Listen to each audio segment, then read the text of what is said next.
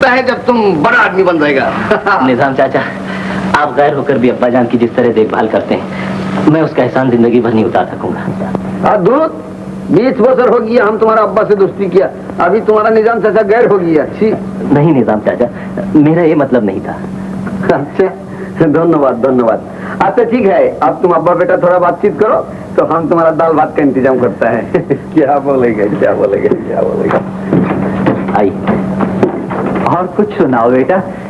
अब्बा जान, मुझे नौकरी मिल गई है। नौकरी मिल गई है? जी हाँ। अच्छा, कहाँ? चिटागोंग में। मेरा दोस्त अनवर है ना, उसी के होटल में। बस 2-4 दिन में चला जाऊंगा। अच्छा बेटा। अब्बा जान, सोचता हूँ जब मेरे पास पैसे जमा हो जाएंगे तो मैं सबसे पहले आपकी आंखों में इलाज कराऊंगा। ऐसा मत सोचो बेटा, मेरी आंखें और मेरा सब कुछ तो तुम ही हो। मुझे वो आंखें नहीं चाहिए जिनके होते हुए बाद ऐसी सूरतें भी देखना पड़ती हैं जिन्हें देखकर दुनिया की हर शय से एतबार उठ जाता है। नहीं अब्बा जान, मैं आपका इलाज जरूर कराऊंगा। काश माँ होती तो मुझे देखकर कितनी खुश होती। नदीम बेटा, तुम्हें कितनी मर्तबा कह चुका हूँ कि मेरे सामने माँ का नाम न लिया करो। आखिर क्यों? तुम्हारे जानने के लिए इतना ही काफी है कि इंसान मरकर ही नहीं मरता, आज लोग जिंदगी में भी मर जाते हैं। बस यही समझ लो कि तुम्हारी माँ भी मर चुकी है। मौत नहीं तो और क्या है। काश इतना ही पता चल जाए कि तुम लोग कहाँ हो। मैं तुम्हें दूर ही से देखकर अपना कलेजा ठंडा कर लूं।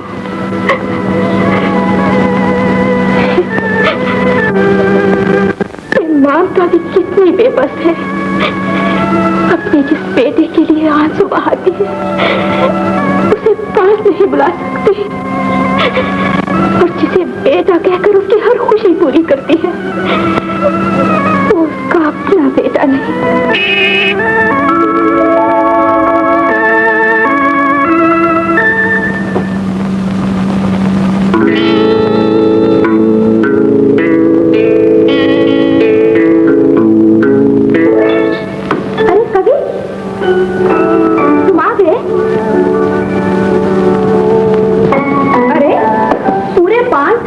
इंग्लैंड से पढ़कर वापस आ रहा है और फिर भी मुझसे बात करना नहीं चाहता। पहले ये बताइए, मैं आपका बेटा हूँ ना? हाँ। और आपको मेरे आने का तार भी मिल गया था ना? हाँ हाँ, लेकिन ये तो क्यों पूछ रहा है? सिर्फ इसलिए कि अगर आप मुझे एयरपोर्ट पर लेने नहीं आ सकती थी तो क्या इस घर के तमाम नौकर मर गए थे? अरे पर मैंने तो 1 घंटा हवाई जहाज आने से पहले ही मुंशी जी को भेज दिया था। अरे लेकिन मम्मी, मुझे तो हवाई जहाज के आने के 1 घंटा बाद भी कोई नहीं मिला। चल तू जी बैला ना कर और चलकर हाथ मुंह धो ले और आ लेने दे मुंशी के बच्चे को, मैं उसकी खबर लेती हूँ।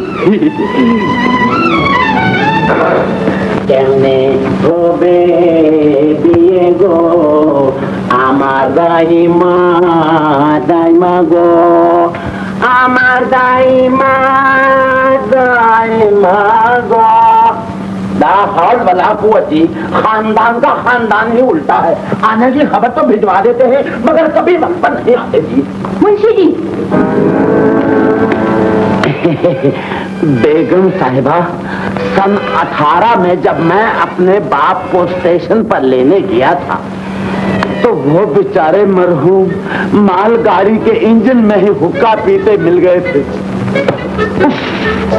मगर आज तो मैंने हवाई जहाज का चप्पा चप्पा कोना कोना छन्नी की तरह छान मारा, एक एक मुसाफिर की जेबें टटोली, मगर छोटे बाबू का कहीं पता नहीं चला। अरे मुंशी जी,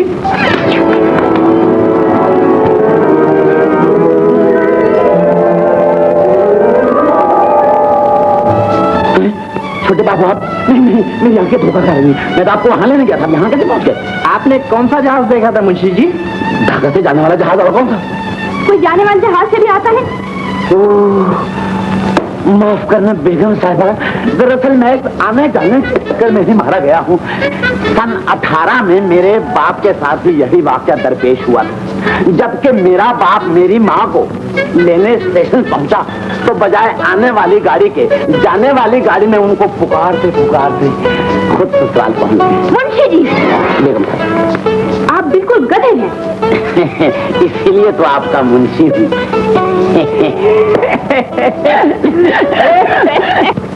सरकार, शमसू मुजारे ने एक तो फसलों की कटाई बताए बगैर शुरू कर दी, और जब मैंने उसे रोकने की कोशिश की तो उल्टा मारने मरने पे तैयार हो गया।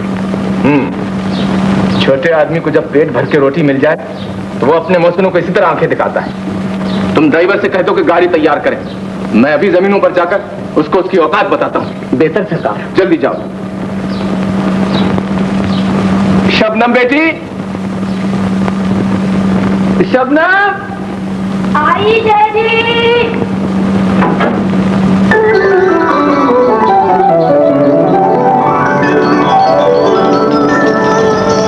क्या है डैडी?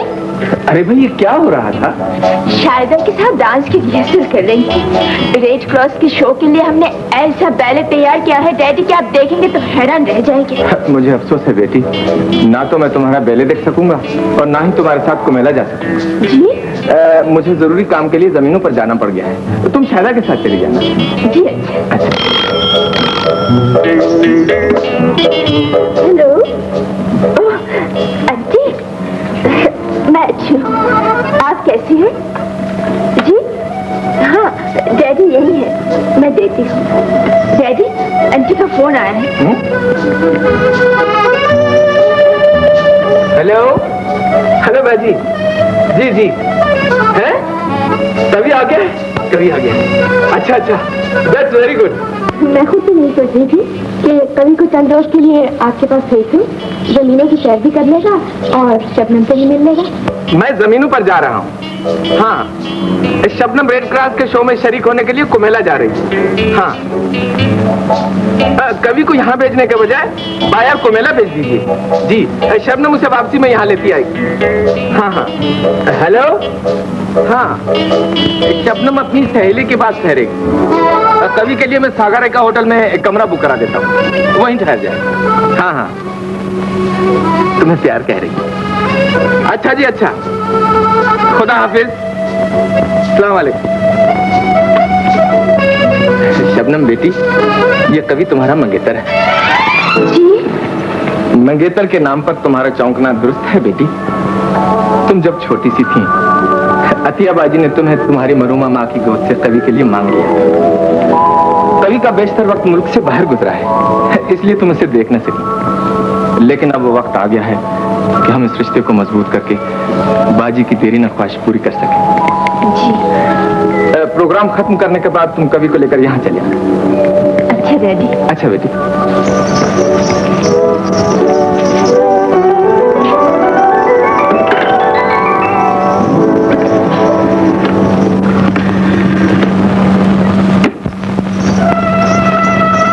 अरे क्या बात थी? फोन आया था। कैसा फोन? हमारा मंगेतर आ रहा है। मंगेतर? जनाब, बड़ी बेईमान है तू, चुपके से मंगनी भी कर ली और हमें आज तक बताया नहीं। अरे कैसे बताती? क्यों, तो तेरा मंगेतर चुरा लेती? ये बात नहीं, आज ही पता चला है कि इस दुनिया में हमारा एक मंगेतर भी है। आखिर वो है कौन? मंगेतर। मंगेतर तो है, पर उसका कोई नाम निशान भी है? बस इतना जानती हूँ, कभी नाम है, आंटी का लड़का है, कई साल से इंग्लैंड में था, कुमिल्ला पहुंच रहा है, उसे लाना है। और सूरत आज तक नहीं देखी। अच्छा भाई, खुदा में ठूस रखे हर बला से। अभी शो कर रही है, लड़कियां शो कर रही हैं। जी हाँ, अब बैठो बैठो। अरे नदी, तुम यहाँ क्या कर रहे हो? किसका? अरे उसी हसीना का जिसको देखते ही इतनी हालत खैर हो गई है। बाहर निकलेगी तो कम से कम दीदारी हो जाएंगे। अच्छा जी, तो ये बात है। मगर तुम कहाँ जा रहे हो? उससे मिलने। तो यार फिर 2-4 बातें मेरी भी करवा दो, तुम्हारी जिंदगी भर एहसान मांगूंगा। माफ करना प्यारे, अभी ये धंधा शुरू नहीं किया।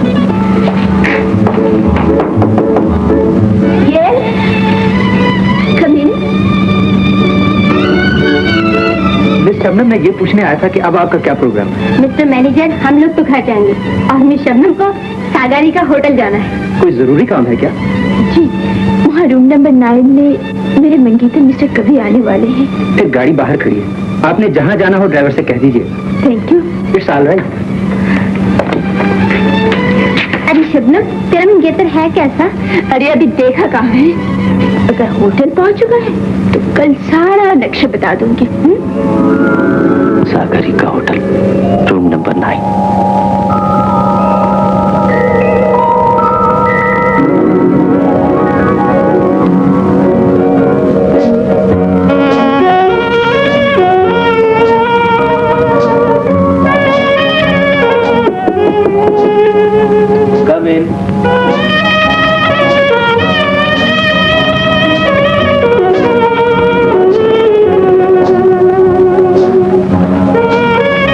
मिस्टर कवि, आप? शबनम। कितना प्यारा नाम है, बिल्कुल आप ही की तरह। जी आइए आइए, तशरीफ रखिए। लंदन से कब आए हैं? लंदन से? वो तो आता जाता ही रहता हूँ। जी जी नहीं, चंद दिन हुए। आपको तो पता चल गया होगा। माँ जी कैसी है? माँ जी? हाँ हाँ, माँ जी बड़ी अच्छी है। आजकल हज पर गई हैं। हज पर गई है? कब? शायद न गई हूँ, वैसे उनका इरादा था। मतलब फोन पे डैडी से कोई बात नहीं हुई? ऐसे घर पे एक दिन जिक्र हो रहा था। खैर छोड़िए, आइए अपनी बातें करें। ये कौन टपक पड़ा? मैं देखती हूँ। प्लीज, जो कोई भी हो उसे टाल दीजिएगा। अभी तो जी भर की बातें भी नहीं हुई।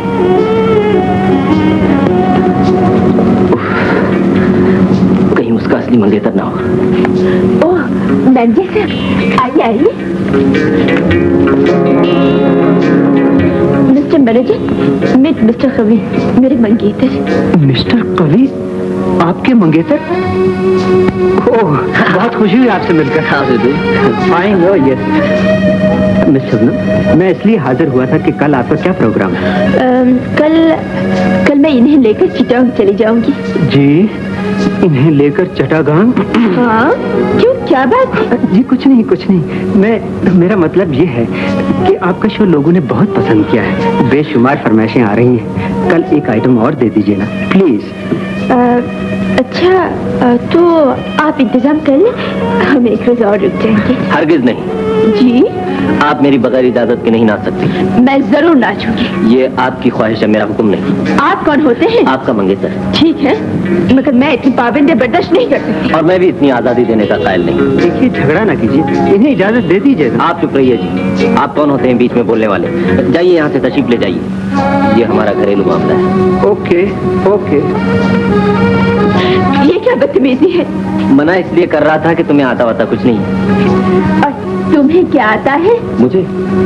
मैं जिंदगी के हर मसले पर तुमसे बहस कर सकता हूँ। बहस कर सकते हो, नाच तो नहीं सकते। कहो तो ये गलतफहमी भी दूर कर दूँ। अच्छा, ये बात है। तो फिर नाच के दिखाओ। नाचो, नाचते क्यों नहीं? चलो छोड़ो, खामखा तुम शर्मा जाओ। अरे जाओ, खाली बातें ना करो, नाच के। सारे होटल में जूते चलवा दो। मैं कहती हूँ मुझे अकेला छोड़। इस गुस्से की हालत में बिल्कुल नहीं। कौन? ठहरिए, मैं देखता हूँ। ओहो मैनेजर साहब, इस वक्त में शबनम का मूड कुछ ठीक नहीं है। आप ऐसा करें, थोड़ी देर बाद आ जाए।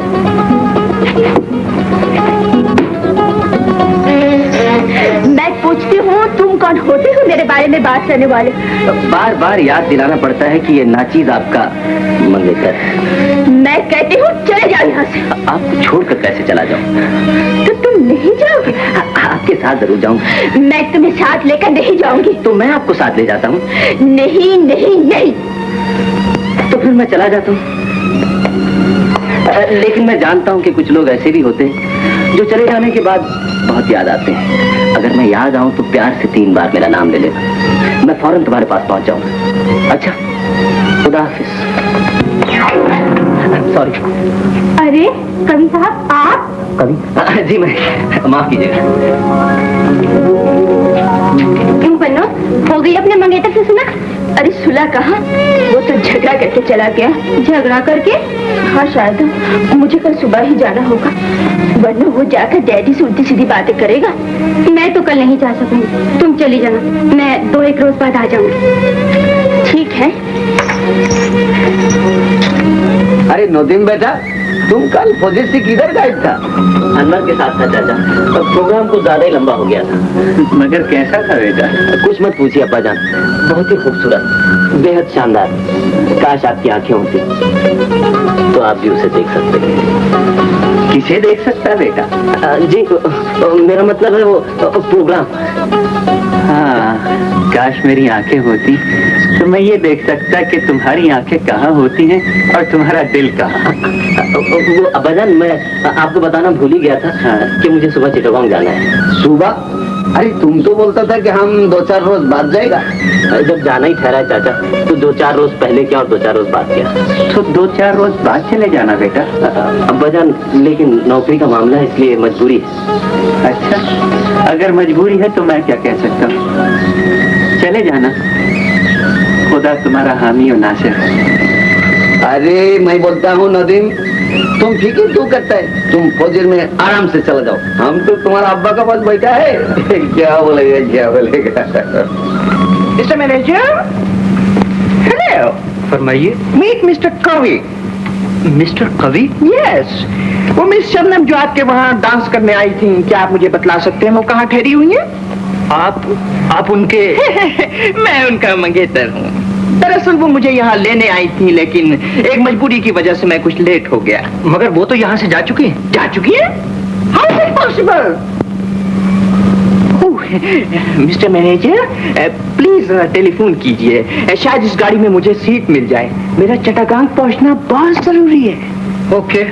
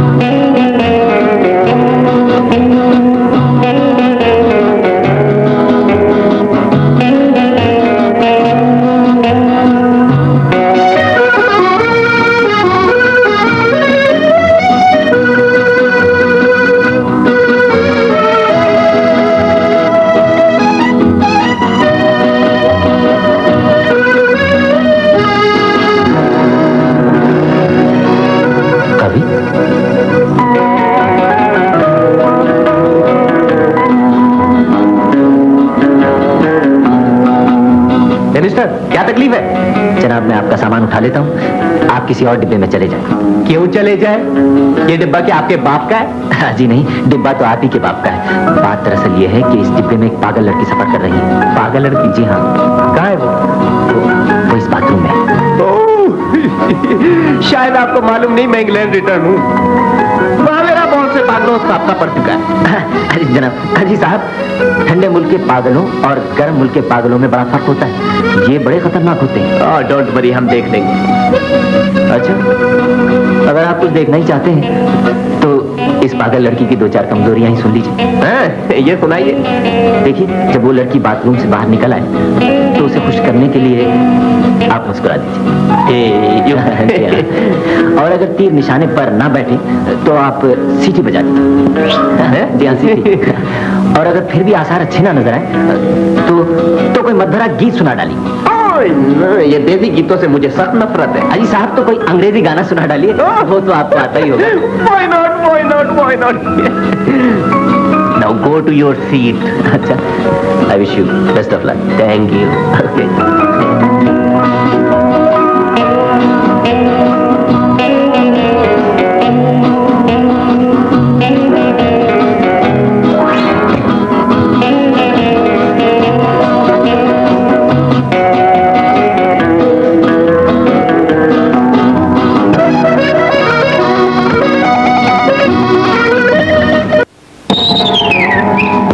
मैं पूछती हूँ, फर्स्ट क्लास में पहली बार सफर कर रहे हो?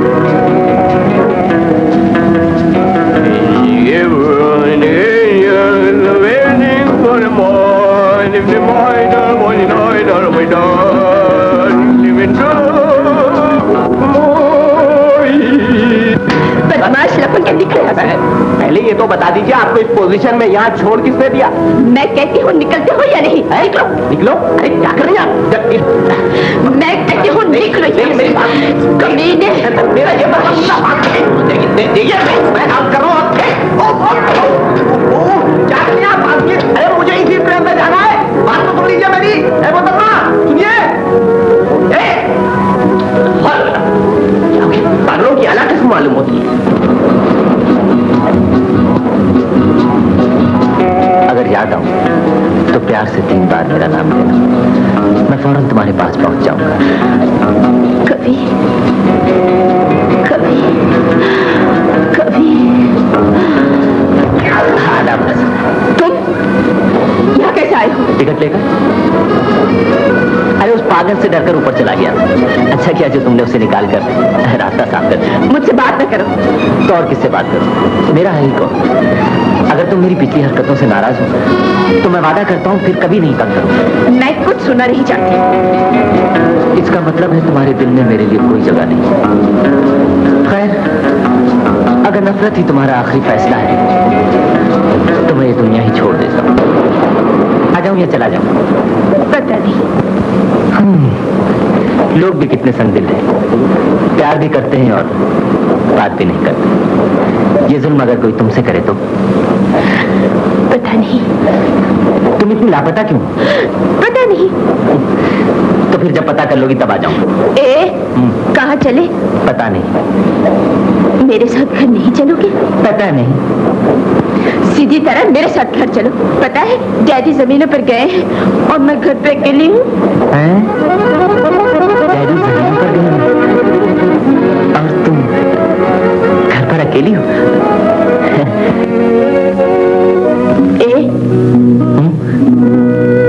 चाय। क्या सोच रहे हो? कुछ नहीं, सोच रहा था कि तुम्हारे डैडी कब तक वापस आ जाए। तुम्हारी मंगेतर मैं हूँ या डैडी? मंगेतर तो तुम ही हो, मगर तो फिर मेरी बात करो ना। कभी, अब मैं तुमसे कभी नहीं रूठूंगी।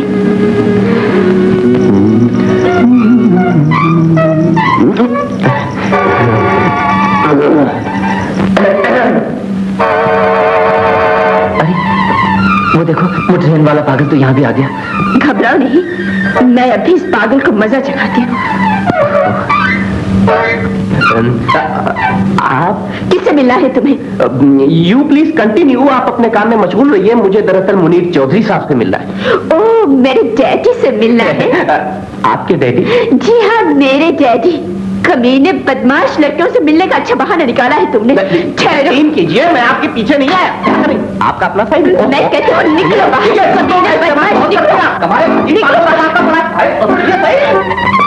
पागल कहीं का। अरे तुम कहाँ चले? वो पागल फिर यहाँ आ जाएगा। तुम उससे डरते क्यों हो? जूते खाएगा। जूते? तो फिर मैं चलता हूँ। आखिर क्यों? वो इसलिए कि जब जूते चलते हैं तो अपने और पराये का बिल्कुल ख्याल नहीं करते। अच्छा, खुदा हाफिज। बुद्धू कहेंगे।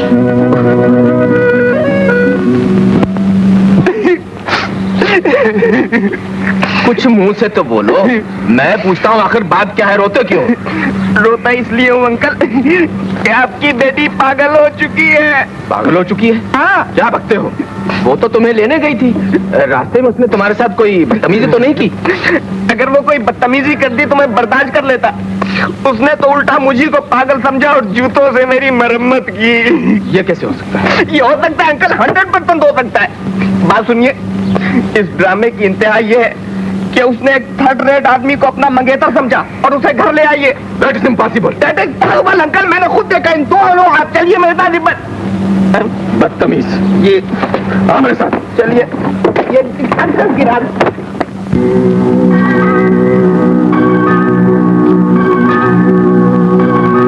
जी ओ मंगेतर साहब, ये तुम बार बार खिड़की से बाहर क्या देखते हो? वो तुम्हारी जमीन है। हमारी जमीन? हाँ, यहाँ से कितनी दूर है? वहाँ जाना है क्या? नहीं, इसलिए पूछ रहा था कि तुम्हारे डैडी वहाँ से यहाँ कितनी देर में पहुँच जाते हैं? डैडी डैडी डैडी डैडी, जब से आए हो एक ही नाम लिए जा रहे हो। इसलिए कह रहा था कि अगर तुम्हारे डैडी आ गए तो मेरी खातिर तवाज़ो में लग जाएंगे। फिर मुझे जाने दो। जब तक डैडी ना आ जाए मैं तुम्हें नहीं जाने दूंगी। देखो, जिद नहीं किया करते, बात मान लिया करते हैं। बिल्कुल नहीं। चुपके से बैठो यहाँ। मेरी बात तो सुनो। तुम बैठो या नहीं? बैठो। अब मैं तुम्हें कैसे समझाऊं? बोलो, क्या समझना चाहते हो? वो बात यह है कि मैं समझ गई। क्या समझी? मैं तुम्हें बुरी लगती हूँ ना? अरे नहीं, ये बात नहीं है। मुझसे बात न करो, मैं अच्छी लगती तो फिर जाने का नाम क्यों लेते? तुम क्या जानो मैं तुम्हें कितना चाहता हूँ। झूठे। नहीं शबनम, दिल तो यही चाहता है कि हम दोनों कभी जुदा ना हो। तो फिर रुक जाओ ना। मजबूरी है। लोग डैडी आ गए। डैडी? उनसे मिलके जहाँ चाहे चले जाना, मैं नहीं रुकूंगी।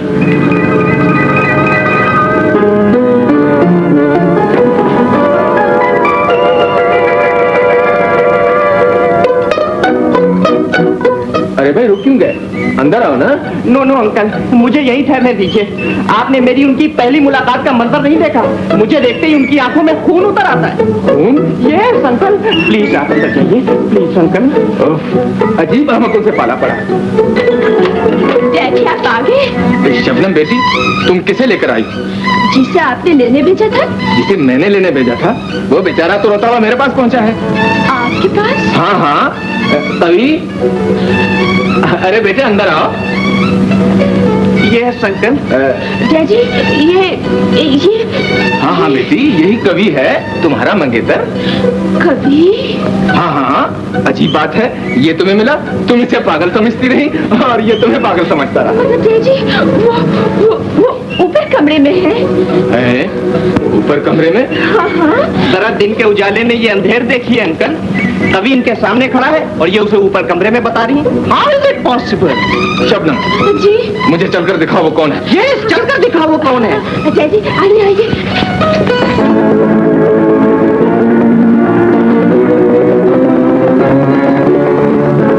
Where are you, idiot? कहाँ है वो? डैडी मैं तो उसको यहीं छोड़ के गई थी। हमारी आवाज सुनकर भाग गया होगा। तुम ठीक कहते हो। शबनम बेटी, ये किस उल्लू को पकड़ लाई थी? जी, उसने तो अपना नाम कभी बताया था। तुम बिल्कुल बुद्धू हो। आजकल जमाना बड़ा खतरनाक है बेटी। ऐसे बदमाश लोग दूसरों का रूप धारकर भोली भाली लड़कियों को अक्सर चकमा दे जाते हैं। डैडी, वो सूरज से तो ऐसा नहीं लगता था। इसलिए तो वो तुम्हें फरेब देने में कामयाब हो गया है। खैर उसे भूल जाओ, अपने असली मंगेतर से मिलो। ये बेचारा तुम्हारी हिमाकतों की वजह से रास्ते भर परेशान रहा है। नहीं अंकल, ये मुलाकात तो मुझे सारी जिंदगी याद रहेगी। आपसे मिलकर बहुत खुशी हुई। जी जी। कवि बेटे, दरअसल शबनम तुमसे शर्मिंदा है। नहीं अंकल, इन्हें शर्मिंदा होने की जरूरत नहीं। इनकी शर्मिंदगी तो अब मेरी अपनी शर्मिंदगी है।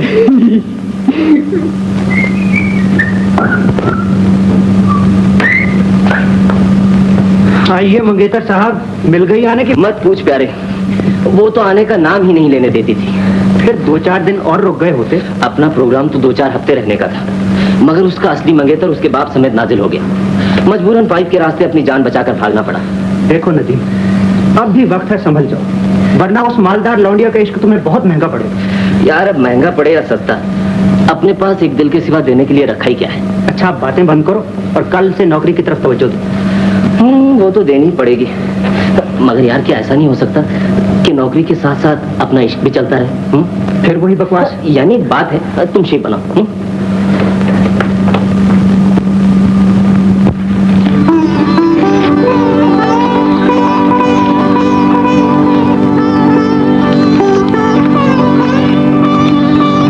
प्यारी मम्मी, अस्सलाम वालेकुम। मैं खैरियत से यहाँ पहुँच गया हूँ। मामू जान से मिलकर जी खुश हो गया और शबनम तो पीछे जाती है। मुख्तलिफ किस्म के खाने अपने हाथों से पकाती है और जोर देकर खिलाती है। अगर कहता हूँ कि बस और नहीं तो रूठ जाती है। बस घंटों मनाना पड़ता है। लीजिए, वो इधर ही चली आ रही है। अब एक लफ्ज नहीं लिखने देंगी और जबरदस्ती उठाकर कहीं घूमने ले जाएंगी। इसलिए खत को खत्म करता हूँ। खुदा हाफिज, आपका अपना बेटा कवि। चलो अच्छा हुआ, अब शादी करने में आसानी रहेगी। शादी? किसकी शादी बेगम साहिबा? तुम्हारी शादी मुंशी जी। मेरी शादी? क्यों शर्मिंदा कर रही हैं बेगम साहिबा? आजकल के जमाने में क्या शादी, क्या खानाबादी, क्या पिद्दी का शोरबा। शादी तो सन 18 में मैंने अपने बाप की देखी थी।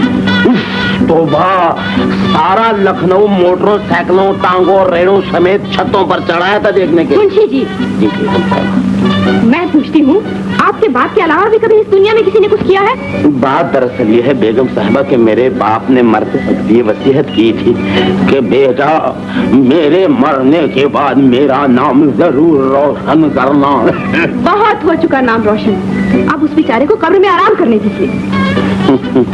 आराम? दुनिया में मुर्दों को आराम।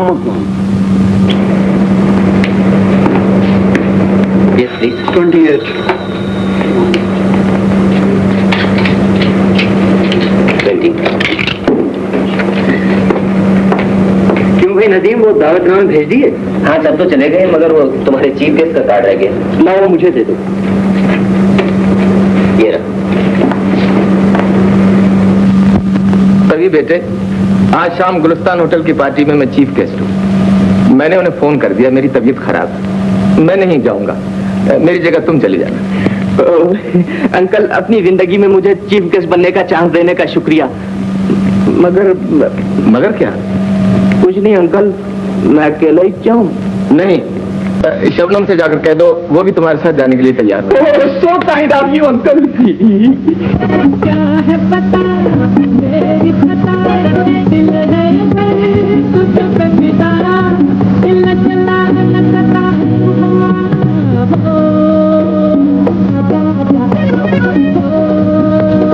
आँख मिला दो दिल को, चली है बेवफा, आजा क्या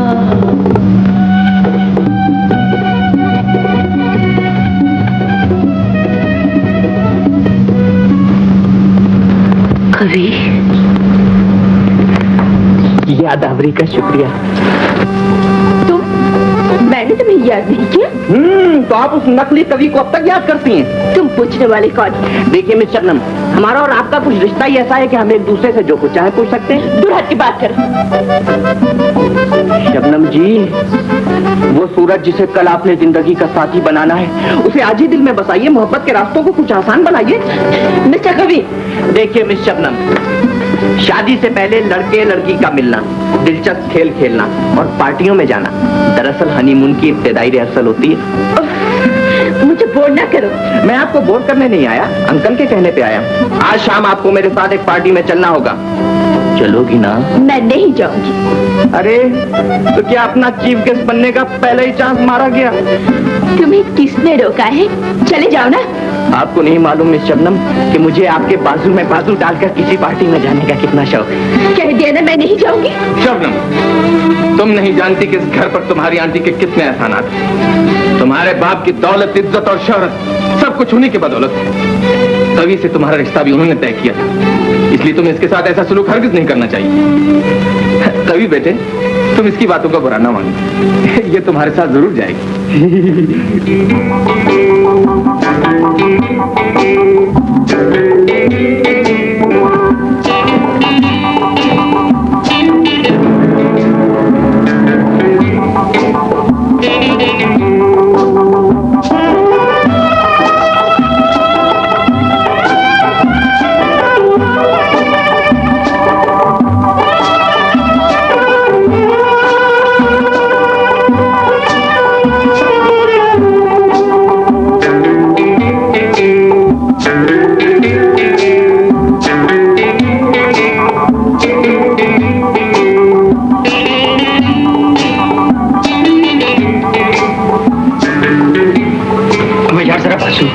क्या हो गया? अरे नदीम खत्म हो गया। क्या हो गया? क्या मेरी मोहब्बत का फोन खुल गया? अरे नहीं यार, वो जो गाने आ रहा था उसने प्लेन मिस कर दिया। अच्छा, तो फिर मैं क्या करूं? तुम ये कर सकते हो कि उसकी जगह गा सकते हो। वाह बरखुरदार, ये तुमने मुझे बाजारी और दरबारी गवैया कब से समझ लिया? देखो यार, ये मेरी ही नहीं सारे होटल की इज्जत है। बेटा, अपनी इज्जत मुझे भी बड़ी प्यारी। मस्करेपन की बातें छोड़ो, प्लीज मान जाओ। अच्छा, तो चलो मान लेते हैं। एक दोस्त फिर ज्यादा से ज्यादा जलील हो जाएंगे। और बेटा, इस वक्त जो जी चाहे कह लो, मगर इतना जानता हूँ कि एक ना एक दिन तुम्हें सेरे वेरे की तकलीफ भी खुद ही करनी पड़ेगी।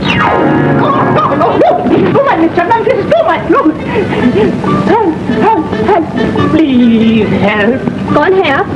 मैं मिस शबनम का बदनसीब मंगेतर। बदनसीब मंगेतर? आप कौन है? मैं उनकी सहेली।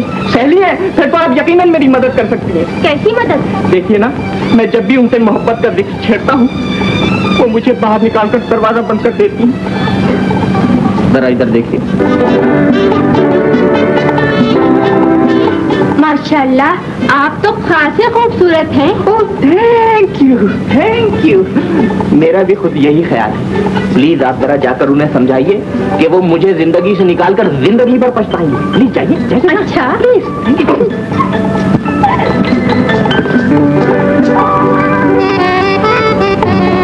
शायद ये बाहर मेरे मंगेतर साहब से क्या बातें हो रही थी, ये बाद में पूछना। पहले ये बता कि तेरे मंगेतरों की सही तादाद क्या है? क्या मतलब? मतलब ये कि हर मोड़ पर तेरे एक नए मंगेतर से मुलाकात होती है। अरे ये ही जंगली तो मेरा असली मंगेतर है। और वो मैं क्या जानू? समझ, तो ये तेरे डैडी का मंगेतर है और वो तेरे दिल का। लेकिन ये मुझे बिल्कुल पसंद नहीं। मुझे भी इसके पेज कुछ ढीले ही मालूम होते हैं, तो फिर इससे मेरा पीछा छोड़ा देना। अरे वाह, तू मेरी अच्छी सहेली है, कुछ कर ना। मैं क्या करूं? अगर तू भी कुछ नहीं कर सकती तो मैं अपनी जान दे दूंगी। अच्छा, तो ये बात है। तो फिर सुन, बता, तेरी ये मुश्किल कोई रूहानी आमिल या पीर फकीर ही हल कर सकता है। अपने दर्द दिल की दवा तुझे इन्हीं लोगों से मिलेगी। बीमारी के लिए, बेकारी के लिए, परेशानी के लिए, बेसरो सामानी के लिए, ब्याह शादी के लिए, इश्क में बर्बादी के लिए, हर उलझन हर मुसीबत के लिए प्रोफेसर नामी को खत लिखकर मुलाकात का वक्त ले। Post box number 421 चटागांव। ला हौल वला कुव्वत। इन धोखेबाजों ने भोले भाले लोगों को फांसने के लिए कैसे कैसे जाल बिछा रखे। यार, तुम्हारा दिल कभी किसी के लिए धड़का हो तो जानो कि ऐसी बुजुर्ग हस्तियों की कद्र कीमत क्या होती है। ये तुम्हारे जैसा नफीस दिमाग ही सोच सकता है कि मक्कारी, फ्रॉड और झूठ की भी कोई कद्र कीमत होती है। लेकिन पार्टनर, मैं तो इतना जानता हूँ कि वो झूठ जो किसी की जिंदगी बचा ले, उस सच्चाई से बेहतर है जो किसी की जान ले ले। अच्छा, बंद करो ये फलसफे की किताब। तो फिर ये देखो, उम्मीदवारों के खत भी आने शुरू हो गए। ये खत? यानी कि प्रोफेसर नामी? जी हाँ, खादिम आपके सामने मौजूद है। अबे, ये चक्कर तूने चलाया है? जी हाँ मोहतरम, और आप इस खाकसा के पार्टनर हैं। अबे पार्टनरशिप के बच्चे, बता इनमें लिखा क्या है? वैसे ये सब खत तो फजूल है, मगर यार ये दो खत बड़े अजीब और गरीब हैं। लिखने वाले किसी सख्त मुसीबत का शिकार है और खुलकर सामने भी नहीं आना चाहता। लिखते हैं, रॉयल पार्क में मिले, पहचान के लिए हाथ में गोभी का फूल और जुबान पर तेरी नजरें हैं तलवार होना चाहिए। और ये है दूसरा खत, लिखा है रॉयल पार्क यानी उसी जगह मिले, हाथ में रुमाल और जुबान पर दिल दिया दर्द दिया की निशानी काफी है। अमा हटाओ यार, तुम्हें उल्लू बनाने के लिए इससे बढ़कर कोई मजाक नहीं हो सकता। यार, इंसान बन के कौन सी फाख्ता उड़ा ली जो उल्लू बन के शर्मिंदा होंगे। खैर, तुम कुछ भी कहो, हम इन मोहब्बत के मारों से मुलाकात जरूर करेंगे।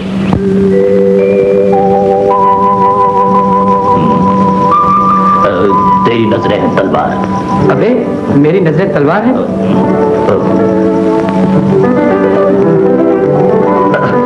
तेरी नजरें हैं तलवार, दिल दिया दर्द दिया। बुढ़े घूसट, तुम्हें अपनी माँ बहनों को छेड़ते शर्म नहीं आता?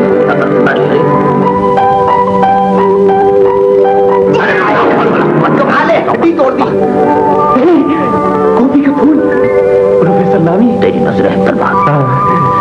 इधर आओ। कैसे हो बरखुरदार? बरखुरदार कवि। बरखुरदार कवि? तुम तो वाकई बहुत पहुंचे हुए बुजुर्ग हो प्रोफेसर, प्लीज मेरी मदद करो। हमें अफसोस है बच्चा कि हम तुम्हारी कोई मदद नहीं कर सकते। वो क्यों प्रोफेसर? वो इसलिए कि अजीजा शबनम जिससे तुम शादी करना चाहते हो किसी और को अपने दिल में बसा चुकी है। इसीलिए तो मैं आपके पास आया हूँ प्रोफेसर कि अजीजा शबनम के दिल से उस कमबख्त नामाकुल का ख्याल फौरन निकाल दीजिए। खामोश गुस्ताख, क्या हुआ? एक प्यार करने वाले को तुमने नामाकुल कहकर हमारे दिल को सख्त तकलीफ पहुंचाई है। कुछ मेरी तकलीफ का भी एहसास करो, मेरी जवानी पे रहम खाओ प्लीज। जो तुम्हें सबसे ज्यादा अजीज है, तुम्हें उसी का वास्ता प्रोफेसर मेरा काम कर दो। हमें तुम्हारा बंदोबस्त करना ही पड़ेगा। ओ सच प्रोफेसर, तो मैं जाऊं। लेकिन हमारा नजराना। नजराना? वो कितना? सिर्फ 2000 रुपये। 2000 रुपए? इससे नीचे नहीं आ सकते आप? नादान प्रेमी, प्यार में इंसान ऊपर जाया करता है, नीचे नहीं आया करता। अच्छा, तो फिर मैं मम्मी को टेलीग्राम देकर 2000 रुपए मंगवा लेता हूँ। जरूर मंगवा लो। अब जाओ? जा सकते हैं। हाथ लाइए। माशाल्लाह।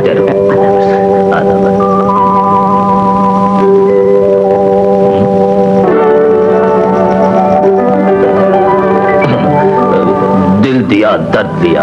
प्रोफेसर नामी, कहो अजीजा शबनम, ये खाकसार तुम्हारी क्या खिदमत कर सकता है? प्रोफेसर नामी, आपको मेरा नाम किसने बताया? तुमने। मैंने?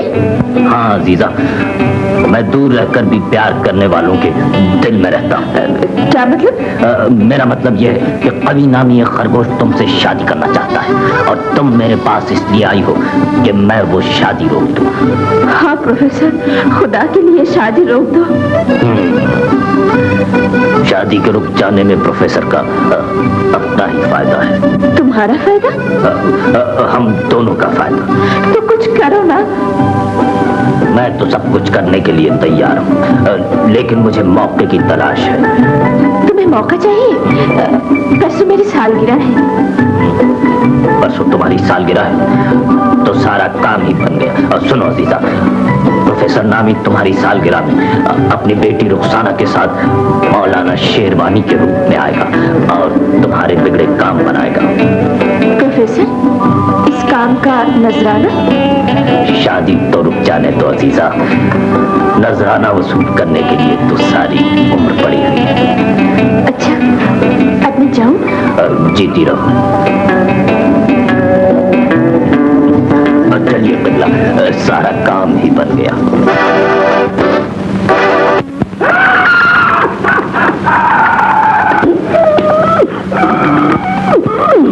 तार रहा है बेगम साहबा, तार, मुझे चढ़ गया बुखार। तो इसे खोल कर पढ़िए, रो क्यों रहे? कैसे पढ़ूं बेगम साहबा, किस दिल से पढ़ूं? तार कभी खैरियत की नहीं आती। लाइए, मुझे दीजिए। नहीं बेगम साहब, खुदा के लिए तार न पढ़िए, क्योंकि सन 18 में इसी तरह बाप को मेरी माँ का तार आया था, जिस पर मरने वाली ने अंग्रेजी में लिखा था, मेरे सरताज खुदा हाफिज, मेरी रूह को खुश रखने के लिए मेरा मकबरा किसी चौराहे में बनवाना और हर जुमेरात को फूल चढ़वाना, कवालियां करवाना, ताकि लोग मुझे अल्लाह वाली समझे। ओहो, मैं कहती हूँ बंद कीजिए ये बकवास और कवि को 2000 रुपए भिजवाने का इंतजाम कीजिए। जी हाँ, वो शबनम को सालगिरह का तोहफा देना चाहता है। बहुत बेहतर। मालूम होता है कवि और शबनम आपस में खासे मालूम हो चुके हैं। उनकी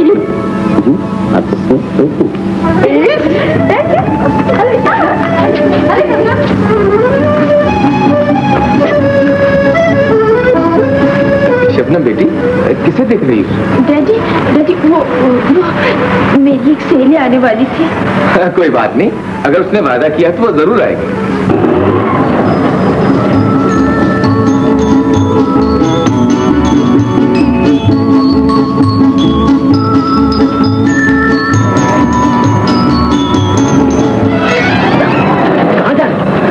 क्या मुसीबत है? मैं नहीं जाता, मैं उतारने लगा हूँ बुर्का।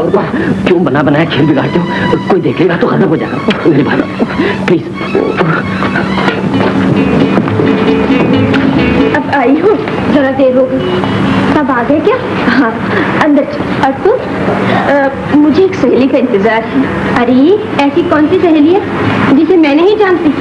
है एक, आ चले दे, मिला दूंगी। अच्छा,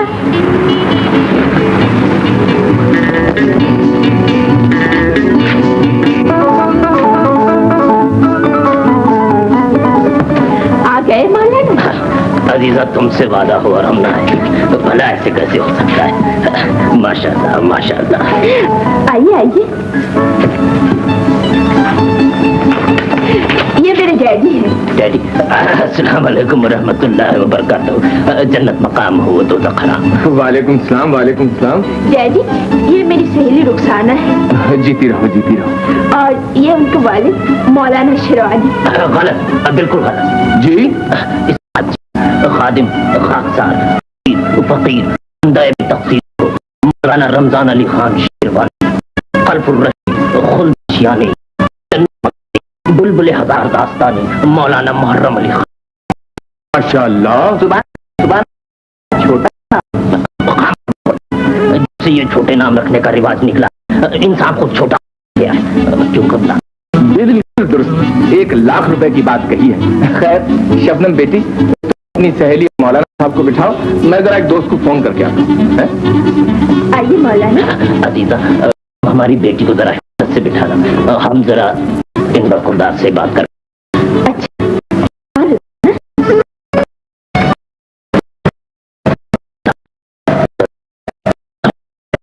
जी करना आइए, बताते हैं बताते हैं।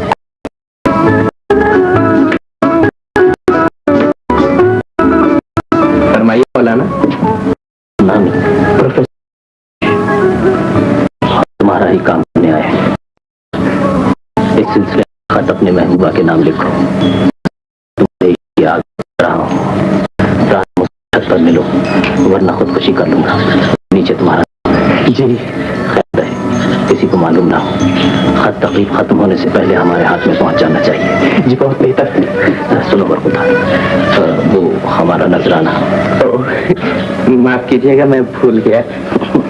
लेकिन हमारा हादसा बहुत तेज है। ये लीजिए। रुखसाना बहन, बुर्का उतर कर बैठी है ना? अरे अपनों से पर्दा क्या? ये क्या कर रही हो? ये पर्दे की सख्त पाबंद है। जी आप नहीं जानती, हमारी माँ की माँ, हमारी दादी की माँ मरते दम तक औरतों से भी पर्दा किया करती। मगर मौलाना। ठीक है अजीजा, मगर कुछ चीजें पर्दे के अंदर ही अच्छी लगती हैं। अरे भाई, ये देर किस बात की है? कोई देर नहीं है डैडी। तो फिर आइए सालगिरह की रस्म अदा करें। आओ मौलाना साहब, आइए। Happy birthday to you. Happy birthday to you.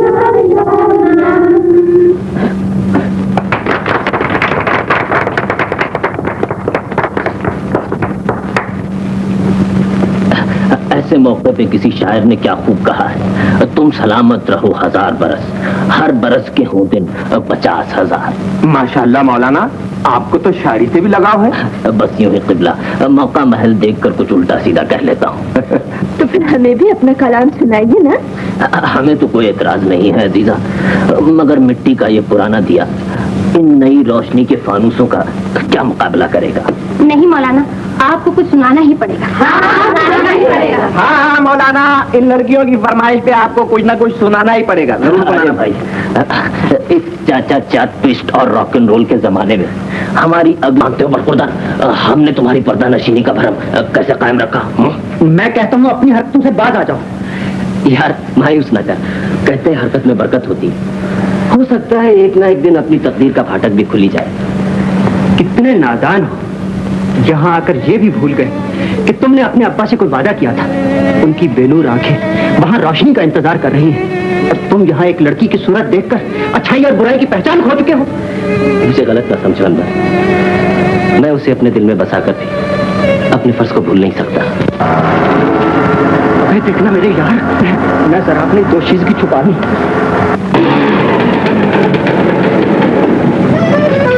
अब्बा जान, नदीम बेटा, सलाम कहता। हाँ बिल्कुल खैरियत है। तुम तो अच्छे से हो ना? जी आप बहुत अच्छा। आइए आइए। चलो चलो चलो। अरे देखना अशफाक भाई, सीढ़ी है सीढ़ी। हाँ अच्छे से आइए। निजाम चाचा, ये अचानक कैसे आना हुआ? क्या बोलेगा। अरे भाई, कोई घबराने का बात नहीं है। तुम्हारा अब्बा बोला जरा हम अपने बेटे के पास चल कर रहेगा, बस आ गया।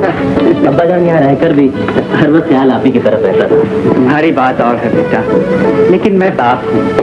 बाप की आंखें चाहे बेनूर ही क्यों ना हो, वो यही चाहता है कि उसका नूरे नजर उसकी आंखों के सामने ही रहे। आदाब चाचा जान। वालेकुम अस्सलाम। अच्छा किया चाचा जान जो आप चले आए, वरना ये तो बेटा, हाँ वरना ये तो जी वो कुछ नहीं। बेटा, बाप के अंधेपन का इतना फायदा तो ना उठाओ। मैं ये समझता हूँ कि तुम अनवर को खामोश रहने का इशारा करके बात गोल कर गए हो। बात कोई नहीं अब्बा जान, आपको तो यूं ही वहम हो जाता है। क्या बोलेगा।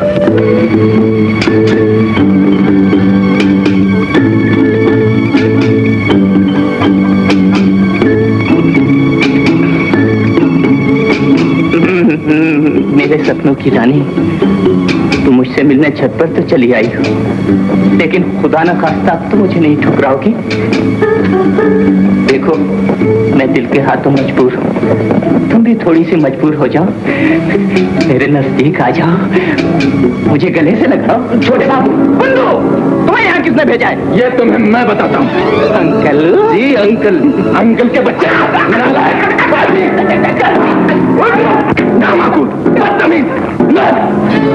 मैंने शबनम का रिश्ता इसलिए तुम्हारे साथ पक्का किया था कि तुम अपने घर की इज्जत को भूलकर दूसरों को, बेटियों को मोहब्बत भरे खत लिखकर बदनाम करने लगो। मैं आपका मतलब नहीं समझा अंकल। ये देखो अपनी बेहयाई का सबूत। कह दो कि तुमने मौलाना की लड़की को खत नहीं लिखा। लेकिन ये खत तो मैंने मिस शबनम को लिखा था अंकल। शबनम को लिखा? क्यों लिखा था? कैसे लिए लिखा था? सिर्फ ये जानने के लिए कि वो वाकई मुझे अहमियत देती हैं या नहीं। तो ये मौलाना के हाथ में खत कैसे पहुंचा? बस अंकल, दरअसल शिद्दत जज्बात में मुझसे भूल हो गई। तुम इंग्लैंड जाकर भी गधे के गधे रहे। तुम्हारी हिमाकत की वजह से मुझे मौलाना की नजरों में जलील होना पड़ा। एक्सक्यूज मी, ये बोर्ड ठीक कर ली। बदतमीज, नालायक। नहीं, नजीम बेटे, मैं ढाके नहीं जाऊंगा। मगर अब्बा जान, आप ढाका क्यों नहीं जाना चाहते? यहाँ चटागांव में भी तो डॉक्टर मौजूद हैं। आंखों का मामला है अब्बा जान, इलाज के लिए किसी माहिर डॉक्टर का होना बहुत जरूरी है। रोशनी नसीब में लिखी है तो यहाँ भी मिल जाएगी, और अगर किस्मत में अंधेरा ही लिखा है तो ढाका जाने से भी दूर नहीं होगा। लेकिन मेरा दिल कहता है कि वहां से आप आंखें लेकर लौटेंगे। मैं आई स्पेशलिस्ट डॉक्टर अंसारी के नाम ये खत लाया हूँ, वो आपका पूरी मेहनत से इलाज करेंगे। नसीम बेटा, अगर कोई मजबूरी है भी तो उसे बेटे की ख्वाहिश समझकर चले जाइए अब्बा जान। अरे अशफाक दादा, अरे मान जाओ ना, इतना अच्छा बेटा का बात नहीं मानते हो क्या? चाहता था मैं खुद भी आपके साथ चलूं, पर नई नौकरी है, छुट्टी नहीं मिल सकी। दूध, अरे जब तक तुम्हारा निजाम चाचा जिंदा है तुमको फिक्र करने का जरूरत नहीं है। ठीक है। हाँ बिल्कुल। अब्बा जान, ये पैसे आप अपने पास रखिए, अगर वहां जाकर किसी चीज की जरूरत पड़े तो मुझे लिख दीजिएगा। अच्छा बेटा। फिर आप जाने की तैयारी कीजिए, मैं काम पर जाता हूँ। खुदा हाफिज। अच्छा, खुदा हाफिज। ये अशफाक भाई, खुदा का शुक्र करो, कितना अच्छा बेटा तुमको मिल गया है। क्या बोलेगा। কেমনে হবে বিয়ে গো আমার দাইমা গো, আমার দাইমা গো, দাইমা গো। अरे मुंशी जी, आप कब आए? जी खुदा करके आए तो आप हैं। मैं बेचारा तो इंतजार करते करते आधा वापस ही जा चुका था। वही हम जरा बाहर गए थे। तुम बैठो मुंशी। अच्छा जी, आप भी तशरीफ रखिए। सुनाओ मुंशी, बाजी कैसी हैं? बाजी? हाँ जी। बाजी ना जी, अजीब बाजी अच्छी होती तो क्या हमें काले कुत्ते ने काटा था जो हम यहाँ चल कर आते? क्यों, क्या हुआ मुंशी जी? मुझे तो कुछ नहीं हुआ, हाल बत्ता बेगम साहिबा को ठंडे पसीने आ रहे हैं, पंखा चल रहा है, पानी की खूबसूरत सुराई पास पड़ी है। क्या बाजी की तबीयत बहुत खराब है? खराब तो नहीं कह सकते। हाँ, जब बुढ़ापे में जवान औलाद घर से निकल आए तो ये हालत अक्सर हो जाया करती है, जैसे कि सन 18 में मेरे बाप की हुई थी, जबकि मैं एक मेम को लेकर लंदन फरार हो गया था। छोटे साहब, मैं आपको लेने आया हूँ। अच्छा अंकल, तो फिर मैं चलता हूँ। हाँ बेटे, तुम्हें जाना चाहिए। माफ कीजिए छोटे सरकार, आप अपनी बात न कीजिए। बेगम साहिबा ने शबनम बीबी को भी साथ लाने को कहा है। उनका कहना है कि मैं आंखें बंद होने से पहले आप दोनों की शादी का फैसला भी कर डालूं। वो तो पिकनिक पर गई है। पिकनिक? मुंशी जी कहाँ चले? कहीं नहीं जनाब। दरअसल ये जो पिकनिक है ना, पिकनिक, इस पिकनिक से हमारा खानदानी रिश्ता है। सन 18 में जब मैं पैदा हुआ तो मेरा बाप मेरी माँ के साथ पिकनिक मना रहा था, और जब मेरा लड़का पैदा हुआ तो मैं उसकी माँ के साथ पिकनिक मना रहा था। खूब खूब। लीजिए, शबनम भी आ गई। क्या लंबी चौड़ी उम्र पाई है। अच्छा हुआ तुम आ गई बेटी। मुंशी जी तुम्हें लेने आए हैं, तुम्हें आंटी ने बुलाया है। जी? तुम कवि के साथ चली जाओ, मैं बाद में आ जाऊंगा। इनके साथ? हाँ हाँ, तो क्या हुआ, अब तो हम कहीं भी एक दूसरे के साथ जा सकते हैं। मगर डैडी, मैं... शर्माइए नहीं छोटी बीबी, आप इस जमाने में शर्मा रही हैं जबकि लोगों ने चांद पर प्लाट खरीद लिए हैं। सन 18 में शर्माई तो मेरी माँ थी। वो कैसे मुंशी जी? छोटे बाबू, जब मेरे बाप के साथ उनकी मंगनी हुई तो पूरे घर में कोहराम मच गया, अफरा तफरी फैल गई। दरियागंज, पहाड़गंज, समुद्रगंज, हबीबगंज, बिलालगंज, गर्जे के तमाम गंजों के जिन भूत उतारने वाले मेरे बाप के ससुराल पहुंच गए। पूरे 21 दिन की झाड़ फूंक के बाद कहीं मेरी माँ के मुंह से ये अल्फाज निकले, कि मैं तो मारे शर्म के चुप थी। डैडी, मैं नहीं जाऊंगी। शबनम। हाँ डैडी। तो मैं बाजी को ये सोचने पर मजबूर कर दूं कि तुम उनकी जरा सी ख्वाहिश भी पूरी नहीं कर सकती। मत भूलो, मैं बाजी के हुक्म को नहीं डाल सकता, तुम्हें कवि के साथ जाना पड़ेगा। जाओ ऊपर जाकर तैयारी करो, चलो। कवि बेटे। जी अंकल, तुम भी तैयारी करो। जी बेहतर। अच्छा जी, चलो जी। जी जी हाँ, आपका रूम बुक है। You are welcome sir. बोलो। लो मियां, ये सुनकर खुश हो जाओ कि होटल के डायरेक्टर्स ने तुम्हें तरक्की देकर ढाका भेजने का फैसला किया है, और कल तुम यहाँ से जा रहे थे। यार घास तो नहीं खाते, अपना सब कुछ तो इस शहर में है, और तुम मुझे ये शहर छोड़ने के लिए कह रहे हो। अम्मा, अहमद न बनो यार, तरक्की के चांसेस बार बार नहीं मिला करते। प्यारे, इस दुनिया में मोहब्बत भी बार बार कहाँ मिला करती है। न्याजमंद फर्क करता है। कौन हो तुम? आपकी आवाज आंसुओं से नमकीन क्यों हो रही है? मैं पूछती हूँ। देखिए, सवाल पहले मैंने किया है। इडियट। सुनिए, फोन बंद मत कीजिएगा। क्या है? उल्टा चल गया है। वो मंगीतर मेरा पीछे छोड़ने के बजाय मुझे अपने साथ ढाके ले जा रहा है। क्या कहा? ढाका साथ ले जा रहा है? वहाँ जाते ही आंटी हमारी शादी कर देंगी, और डैडी भी यही चाहते हैं। ये तो बहुत बुरा हुआ। मेरी कोई नहीं सुनता प्रोफेसर, खुदा के लिए मेरी मदद करो। आप बिल्कुल फिक्र न करें, अब वो खरगोश आपका कुछ नहीं बिगाड़ सकेंगे। प्रोफेसर हर मुश्किल में साए की तरह आपके साथ होगा। सच प्रोफेसर? अरे मेरे पास झूठ बोलने की फुर्सत ही कहाँ है।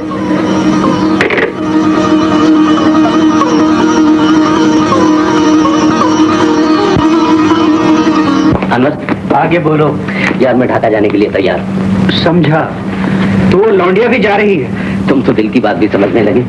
दिल की बात समझू या ना समझू, तुम्हें अच्छी तरह समझता हूँ। तो मेरे यार, अभी ये कागजात मेरे पास ही थे। हाँ उस्ताद, आज काम आया। अगर तुमने कागजात भेज दिए होते तो अपनी मोहब्बत का जुलूस ही निकल गया था। तो फिर मानते हो ना उस्ताद? अरे तुम्हें कौन नहीं मानता प्यारे।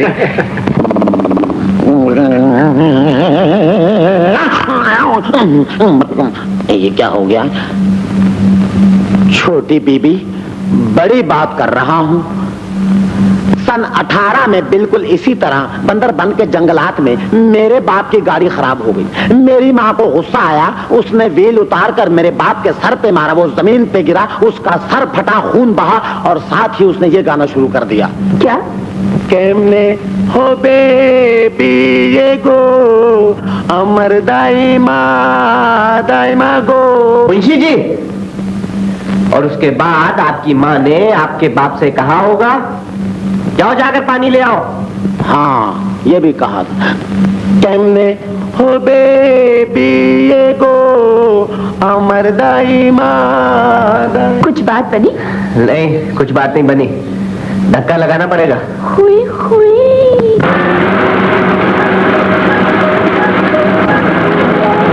मैं आप लोगों की कोई मदद कर सकता हूँ? यू, तुम बहुत खतरनाक आदमी हो, हमें तुम्हारी मदद की कोई जरूरत नहीं। जैसे आपकी मर्जी। वैसे ये सारा जंगल आदमखोर शेरों से भरा पड़ा है। क्या कहा? आदमखोर शेरों से? जी हाँ, अगर इन्हें आदमखोर शेर उठे ले जाएं तो कोई फर्क नहीं पड़ता, लेकिन मुझे तो आपकी हालत पर रहम आ रहा है। खुदा हाफिज। सुनो, तुम हमारी कार अपनी जीप के पीछे बांध कर ले चलोगे? ले तो चल सकता हूँ, लेकिन एक शर्त है। प्लीज जल्दी से बताओ वो शर्त क्या है? वो शर्त ये है कि आप अपनी कार में और ये मोहतरमा मेरी गाड़ी में बैठे। ये मैं कैसे बर्दाश्त कर सकता हूँ? अगर आप बर्दाश्त नहीं कर सकते तो फिर मैं चलता हूँ। Bye bye. ठहरो, मुझे तुम्हारी शर्त मंजूर है। मंजूर है तो फिर तशरीफ ले आइए। मिस्टर, आप मेरे पीछे क्यों आ रहे हैं? जी, जा अपने रास्ता नापो। आप तो बड़ी एहसान फरामोश निकली। अजी एक प्याली चाय ना सही, कम से कम 2 बोल शुक्रिया के ही कहती जाइए। शबनम बेटी, ये कौन है? वो कवि और मुंशी जी कहाँ हैं? जी जी आंटी, वो लोग पीछे आ रहे हैं। रास्ते में गाड़ी खराब हो गई थी, ये मुझे लिफ्ट कर लाए हैं। अच्छा, खुदा हाफिज। सुनो बेटा, एक कप चाय तो पीते जाओ। जी, आपने मुझे बेटा कहा है। तुम बेटे के लफ्ज पर चौंक क्यों गए? जी कुछ नहीं, शायद तुम्हें अपनी माँ याद आ गई हो। मेरी माँ?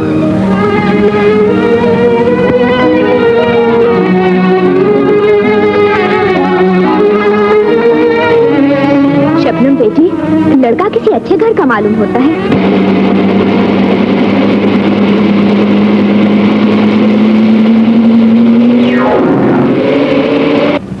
मुंशी जी, देखा आपने? कुछ नहीं दिखता मुझे। अरे मुझे देखते ही भाग गया, अगर कुछ देर और ठहरता तो मैं उसकी। बस बस रहने दीजिए, घर में शेर बनने की जरूरत नहीं। जंगल में तो शेर का नाम सुनते ही कांपते लगे थे। बेगम साहिबा, सन 18 में जब मैं जंगल में मंगल सिंह से मिल। मुंशी जी, अच्छा है। आपका सन 18। इसके ऊपर बैठ जाओ। ठीक है। अच्छा दादा, तुम मिल कर हमारा इंतजार ही करो, और 9 दिन बेटा का जो चिट्ठी है ना वो हमको दे दो, हम डॉक्टर साहब से मिल कर आता हूँ। अच्छा निजाम भाई।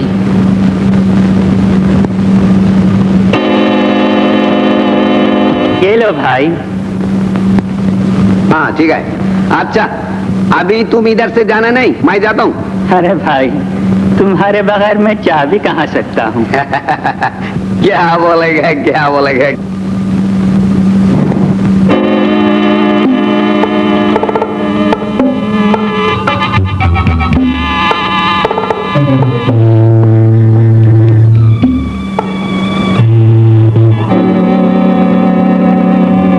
कितने जालिम लोग हैं, अंधों से मजाक करने से बाज नहीं आते। खुदा उसका भला करे बेटा, और तुम्हें भी खुश रखे। अगर तुम भी अंधे से मजाक कर लेते तो मैं तुम्हारा क्या बिगाड़ सकता था? ऐसा न कहिए। चले गए बेटा? मेरा बटवा, मेरा बटवा, अंधे पर इतना जुल्म न करो बेटा। मेरा बटवा मुझे वापस कर दो। अख्तर बेटा, तुम्हें किसी ने देखा तो नहीं? घबराओ नहीं अब्बा, आज का शिकार अंधा था। शाबाश बेटा। अतिया का शौहर तो ये अंधा हो चुका है। अख्तर बेटे, हमारी तकदीर जाग उठी। वो कैसे अब्बा? पहले बताओ, ये अंधा कहाँ है? चलिए मेरे साथ।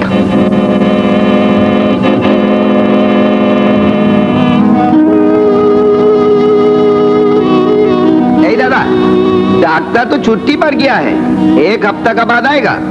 अब अगर 1 महीने बाद भी आए तो क्या फायदा निजाम भाई, यहाँ अपनी ही छुट्टी हो गई। अरे क्या बोलता है? किसी जालिम ने मेरी जेब काट ली। जेब काट किया? तू अरे अभी तो इधर रहने का ठिकाना भी नहीं है और 9 दिन बेटा के पास जाने का पैसा भी नहीं है। घबराने की कोई जरूरत नहीं है।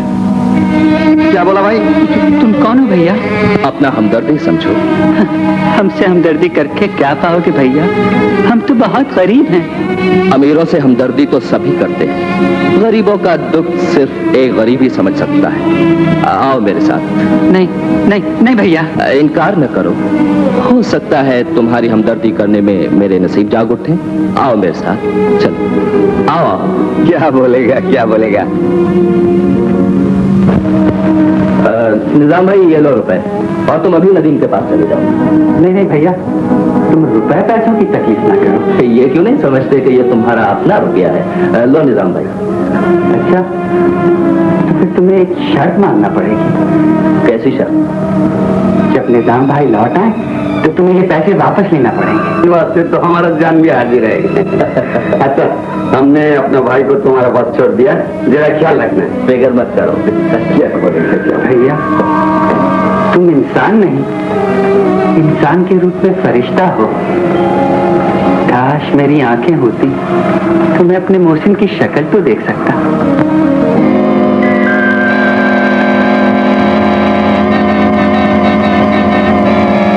अख्तर बेटे, ये उस औरत की तस्वीर। 20 बरस पहले मैंने तुम्हारे बड़े भाई कवि को जिसका बेटा बनाकर उसके घर भेजा था, मगर वो नालायक बाप के बताए हुए रास्ते पे चलने के बजाय इस औरत को अपनी माँ समझ बैठा, अपनी सचमुच की माँ। अब किस्मत ने हमें एक और मौका दिया है। तुम इस औरत के पास जाओ, तुम्हारे पास अपने शौहर और बच्चे की तस्वीर देखकर वो यही समझेगी कि इसके खोए हुए बेटे नदीम तुम ही हो।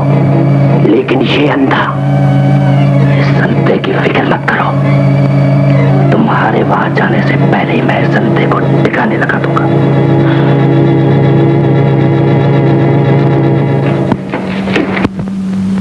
आज पहली बार तुझे वसूली के लिए बाहर भेज रही हूँ। जी डरता है बेटे। अरे आप फिक्र न करें मम्मी, मैं किराए की पाई वसूल करके आऊंगा, और अगर किसी किराएदार ने किराया देने से इनकार कर दिया तो उसे बंदूक मार दूंगा। नहीं बेटे, जो काम भी प्यार से निकल आए वही अच्छा होता है। अरे मम्मी, आप इन किराएदारों की नफ्सियात से वाकिफ नहीं। अगर इनसे प्यार से काम दिया जाए तो ये किराए के मकान को खाला जी का घर समझने लगते हैं। मगर कभी मगर कुछ नहीं मम्मी। मम्मी, वो अंकल आ जाएं तो उनसे कहिएगा मैं शादी के मामले में और ज्यादा इंतजार नहीं कर सकता। खुदा हाफिज मम्मी। खुदा हाफिज बेटे। केमने হবে বিয়ে গো আমার দাইমা দাইমা গো আমার দাইমা দাইমা গো। सामान गाड़ी में रखवा दिया? जी हाँ, सामान तो रखवा लिया है सर, मैं ही बाहर हूँ। अगर आप हुक्म करें तो ये ड्राइवर मुझे भी अंदर रखवा दे। चलो ड्राइवर। छोटे साहब, आप बड़े बदमाश हो गए हैं। बुजुर्गों को क्यों मारते हैं? अमर दाइमा दाइमा गो।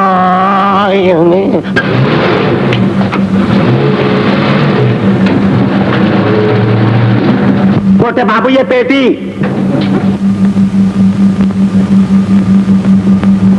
वाह छोटे बाबू, तुम्हारी सारी आदतें मेरे मरहूम बाप पर गई।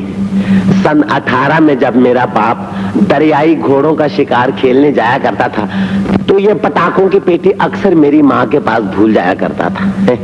मैंने कहा जरा सुनिए।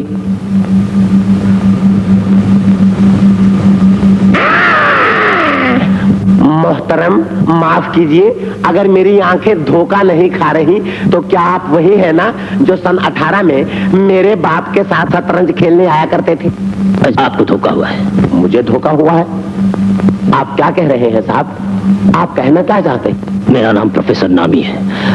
अजीजा शबनम से कहिए कि जरा हमसे मिल लें। आप बसरे से तशरीफ लाए हैं? माफ कीजिए, ये उम्र आपके लड़कियों के साथ मिलने की नहीं है। लाहौल वाला हुआ बेटा, बुजुर्गों से बदतमीजी नहीं किया करते। जाओ जल्दी से अजीजा शबनम को भेजो। अस्सलाम वालेकुम। अब तो मेरी शादी की बात पक्की हो चुकी है प्रोफेसर। ये तो बड़ी खुशी की बात है। लेकिन मैं ये शादी नहीं करना चाहती। क्यों? क्या जिंदगी भर कुंवारी रहिएगा? क्या तुम मुझे जलाने आए हो? नहीं, उसका नाम पूछने जिसके प्यार की आग में आप दिन रात जल रही हैं। इसकी बात प्रोफेसर। आप नहीं जानती वो आपसे मिलने के लिए कितना बेताब है। मुझसे मिलने के लिए? जरा आंखें बंद कीजिए। इससे क्या होगा? वो इसी वक्त आपके सामने होगा। प्रोफेसर मान जाइए, वरना जिंदगी भर आप उसकी सूरत को तरसती रहेंगी। बंद कीजिए आंखें, कीजिए।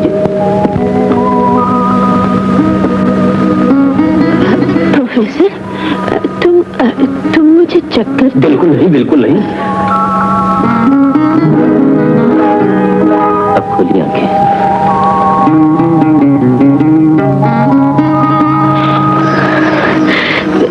नदीम। शबनम, तुम्हारे करीब रहने का यही एक बहाना था। अब मुझे भूल जाओ नदीम। क्या तुम मुझे भूल सकोगी? तुम मेरी मजबूरियों को क्यों नहीं समझती? लेकिन मैं तुमसे मोहब्बत करता हूँ। मैं कहती हूँ तुम यहाँ से चले जाओ नदीम, तुम यहाँ से चले जाओ। अच्छी बात, अगर तुम्हारी खुशी इसी में है तो मैं चला जाता हूँ।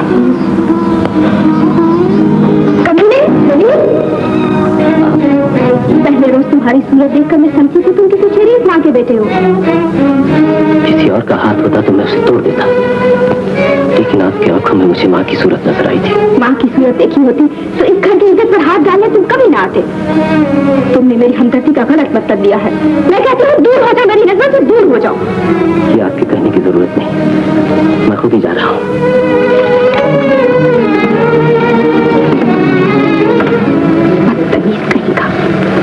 अशफाक भाई, डॉक्टर अंसारी छुट्टी से आ गया है। अरे वो तो मेरे बचपन का दोस्त निकला।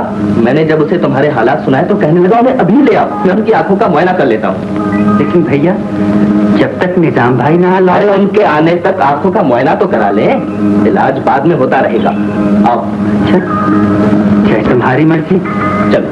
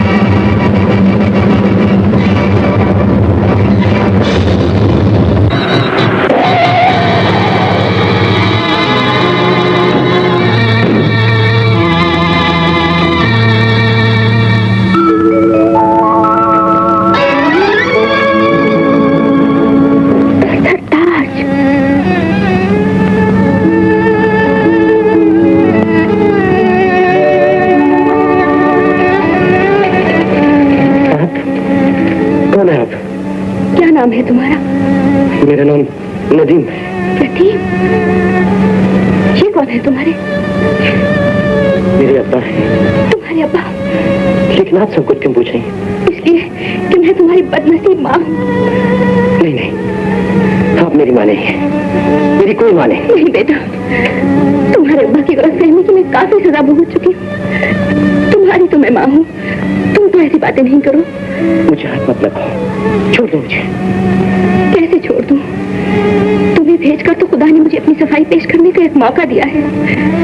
चलो नदीम, मुझे अपने अब्बा के पास ले चलो। अब्बा? क्या हुआ तुम्हें? कहाँ है तुम्हारे अब्बा? तुम चुप क्यों हो? बोलते क्यों नहीं? अब्बा, अब्बा तो अल्लाह को प्यारे हो चुके। अल्लाह को प्यारे हो चुके?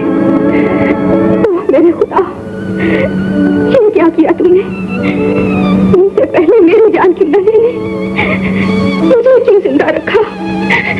उनकी जगह मैं क्यों ना मर गई? बेटा, बेटा। न रो मां, अब ये आंसू अब्बा को वापस नहीं ला सकते। नहीं बेटे।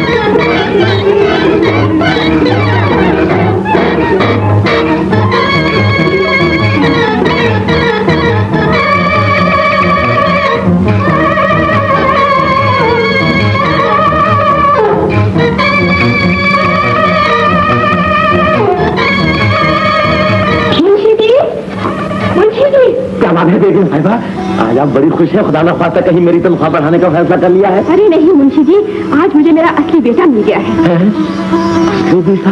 हाँ। तो क्या वो छोटे बाबू? वो भी बेटा ही है, लेकिन मेरा नदीम बचपन ही में मुझसे बिछड़ गया था। अब वो 20 बरस के बाद घर वापस आ रहा है। बेगम साहिबा, सन 18 में मैं भी बिल्कुल इसी तरह अपने माँ बाप से बिछड़कर बाजीगरों के हथे चढ़ गया था। जब मेरा बाप मुझे बाजीगरों के रस्से से नीचे उतार कर लाया तो उनके चेहरे पर भी खुशी की ऐसी ही लहर दौड़ गई। मुंशी जी, अब अपने बाप का जिक्र बंद कीजिए। बेगम साहिबा, खुशी और गम के दो ही तो मौके हैं जब मैं उन बुजुर्गों का नाम तबर्रुक के तौर पर याद कर लिया करता हूँ। मैं कहती हूँ आप जाइए, तार देकर मुनीर भाई को बुला लीजिए, मुझे कुछ अहम फैसले करना है। मुनीर भाई को?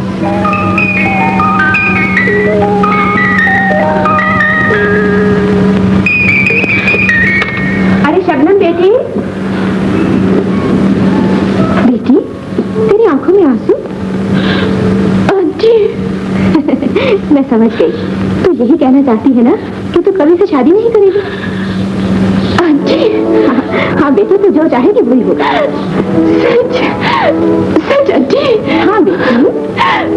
मैं आपके इस इंसानी जज्बे की तारीफ करता हूँ कि आपने जायदाद में कवि को देखकर उसकी हद तलफी नहीं की। हाँ, उठाया तो सर याद आया, वकील साहब सन 18 में। ओह माफ करना बेगम साहबा, दरअसल मुझे अपनी खानदानी जायदाद का बंटवारा याद आ गया था। आपको ये सुनकर खुशी होगी कि मैंने बेटे नदीम और शबनम की शादी का फैसला भी कर दिया है। लेकिन बेगम साहबा, मंगनी तो आपने। मुंशी जी, आप जो कहना चाहते हैं मैं समझती हूँ। शायद कभी भी यही समझे कि मैंने उसके साथ ज्यादती की है, लेकिन अगर शबनम उसे पसंद करती तो मुझे इस शादी से कोई इनकार नहीं था। क्यों मुनीर भाई, आपको तो इस फैसले पर कोई एतराज नहीं? एतराज? मैं तो बचपन से शबनम को आपकी बेटी बना चुका हूँ, मेरे एतराज का तो सवाल ही पैदा नहीं होता। शबनम बेटी, तुमने बाजी का फैसला सुन लिया? हाँ डैडी, लेकिन एक बात पूछो। हाँ हाँ पूछो, क्या पूछना चाहती हो? क्या आप भी मुझे खिलौना समझते हैं? खिलौना? हाँ डैडी, जिस लड़की के सामने एक को मंगेतर बनाकर लाया जाए और दूसरे से उसकी शादी तय कर दी जाए, वो खिलौना नहीं तो और क्या है? शबनम! बताइए डैडी, बेटे मिल जाने की खुशी में आप लोग बेटियों की दुख क्यों भूल जाते हैं? शबनम, इस खानदान में लड़की की हर ख्वाहिश पूरी की जा सकती है, लेकिन शादी के मामले में से बोलने की इजाजत नहीं दी जा सकती। एक मुद्दत के बाद बाजी को खुशी मिली थी और तुम इनकार करके उनका दिल तोड़ना चाहती हो? ऐसा कभी नहीं हो सकता। ये शादी वही होगी जहां बाजी चाहती है।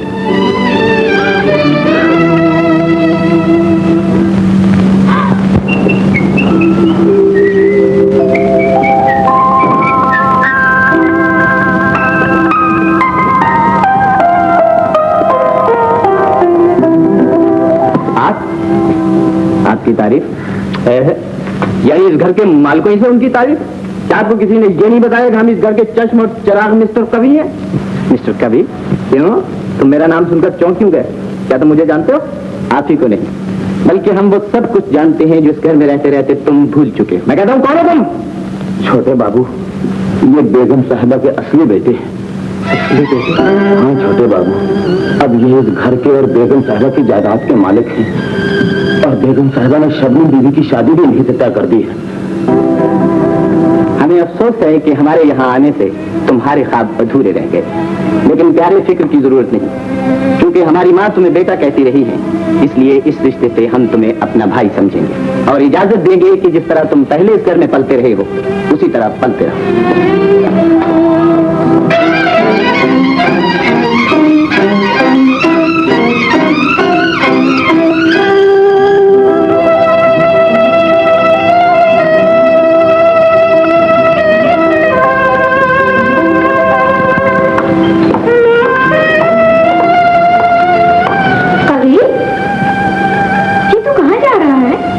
बदनसीबी जहाँ ले जाए।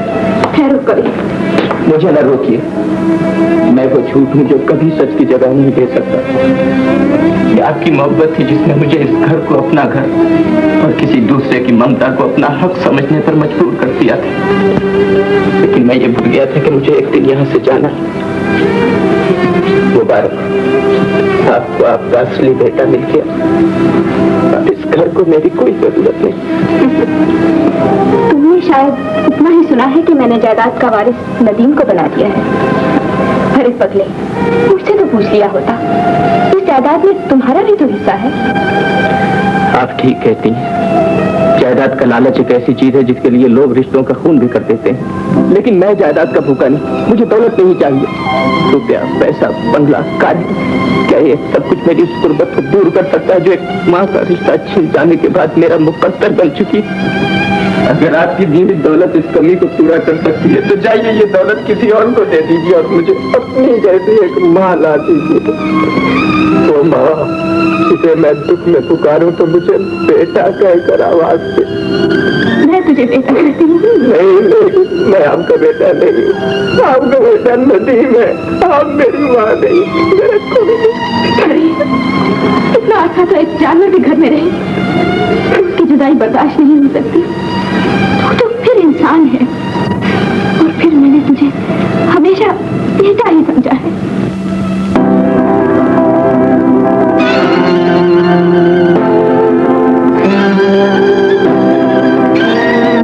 बेटा, माफ, निकलना कहीं का घर छोड़कर चला था।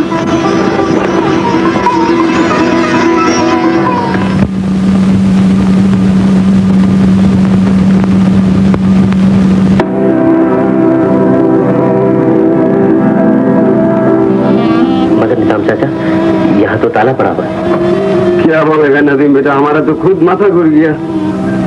थोड़ा मुश्किल है। इधर आओ। देखो एक तो आदमी इधर रहता था, किधर गया? पहले रहता था, अब चला गया। नदीम बेटा अभी क्या बोलेगा बोलो? चलो दूसरे जगह घुटता है बाबा, देखना ही होगा। निजाम चाचा, समझ में नहीं आता अब्बा को ढूंढने कहा जाए। अरे क्या बोलेगा? क्या हुआ निजाम चाचा? ये जो आदमी किया है ना, इसके पास हम तुम्हारा अब्बा को छोड़ा था। ठहरो मैं देखता हूँ। अरे दारो बाबा, ये तो बहुत चक्करबाज आदमी है, जरा होशियारी से। तुम फिक्र ना करो। क्या बोलेगा?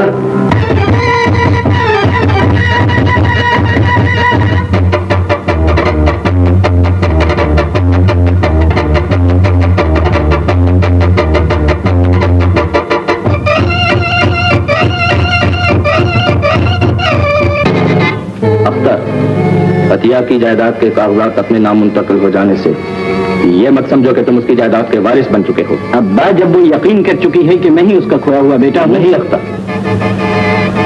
जब तक वो जिंदा है न तुम उसकी गलतफहमी को यकीन कह सकते हो और न मैं ही मौत के पर्दे से बाहर आ सकता हूं। ये लो,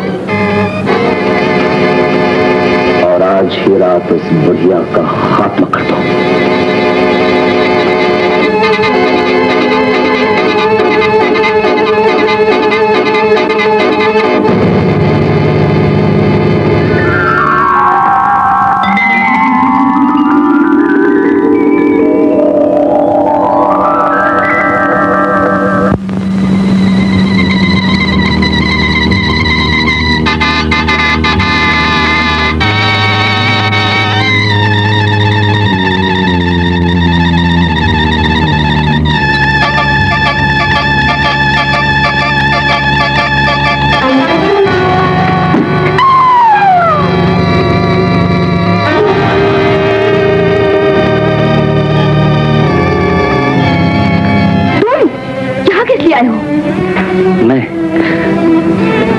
बेटे को बेनकाब करने जो दिन के उजाले में तुम्हें माँ कहता है और रात के अंधेरे में तुम्हारी जान लेने आया था। क्या बकते हो? हकीकत कभी कभी इसी तरह सामने आती है कि दिल उसे मानने से इनकार कर देता है। क्या हुआ माँ? यही है वो जो अपने मकसद में नाकाम होकर एक बार फिर तुम्हारी ममता को फरेब देने आ रहा है। तुम मेरे बेटे पर इल्जाम लगा रहे हो। इसे बेटा ना कहो। अपने बाप के साथ मिलकर तुम्हारे कत्ल की साजिश करने वाला तुम्हारा बेटा नहीं हो सकता। अपने बाप से मिलकर मेरे कत्ल की साजिश? हाँ, इससे पूछो कि इसका बाप कौन है। मेरा बाप? तुमने मेरे बाप का पूछा है तो इस तस्वीर की तरफ देखो।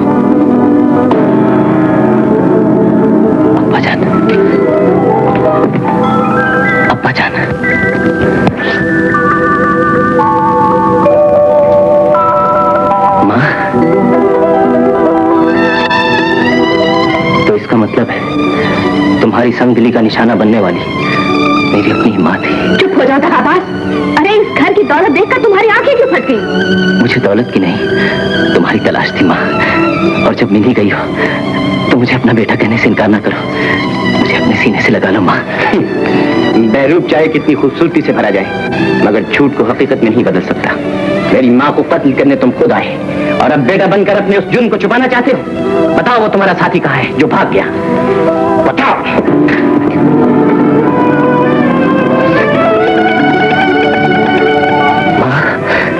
नहीं नहीं, मैं तुम्हारी माँ नहीं। अगर तुम्हारा दिल गवाही नहीं देता तो अपनी आंखों पे एतबार करो माँ।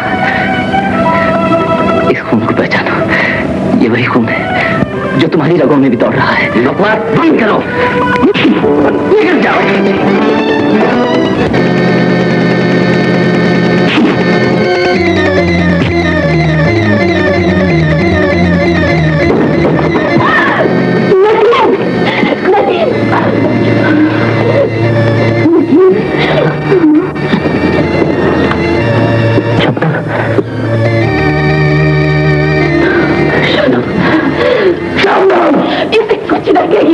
खुदा के लिए इसे कुछ न कहे। नादान मेरे कदमों में गिरकर मेरी इज्जत को मिट्टी में मिलाना चाहती हो। खानदान का सर झुकाने से पहले तुम मर क्यों न गई?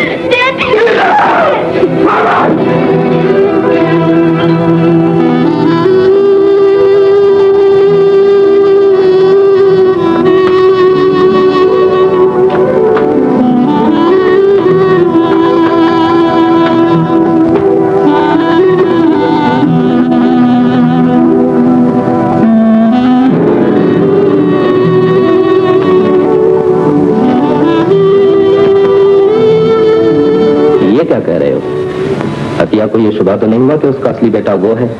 अपने बाप की तस्वीर देखकर उसने शोर तो बहुत मचाया था, लेकिन मैंने उसकी एक नहीं चली। जन्म से मोहब्बत भी करता है। हाँ बाप, ये राज किसी वक्त भी खुल सकता है। घबराओ नहीं, मेरा नाम भी जमीर है। जितनी जल्दी हो सके तुम शबनम से शादी का चक्कर चलाओ। ये तुम्हें मैं दिखाऊंगा कि एक तीर से दो शिकार कैसे होते हैं।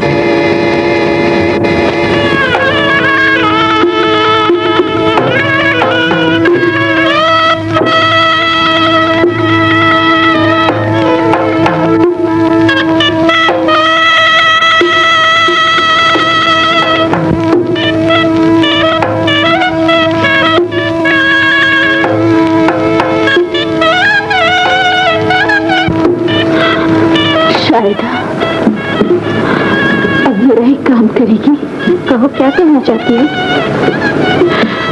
मुझे कहीं से थोड़ा सा जहर ला दे, खुदा के लिए ऐसा ना कहो। देख, ये शादी होगी तो नदीम ये समझेगा लड़कियां गरीबों से प्यार तो कर लेती है, शादी हमेशा दौलत वालों ही से करती है। मैं तो दुख को समझती हूँ, लेकिन किस्मत को शायद यही मंजूर था।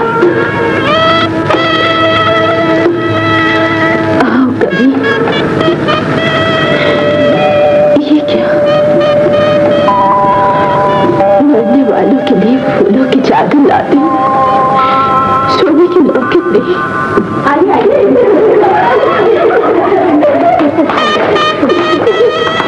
लो बहन, ये रही मेरी बहन। माशाल्लाह बहन, चांद का टुकड़ा लेकर आई हो।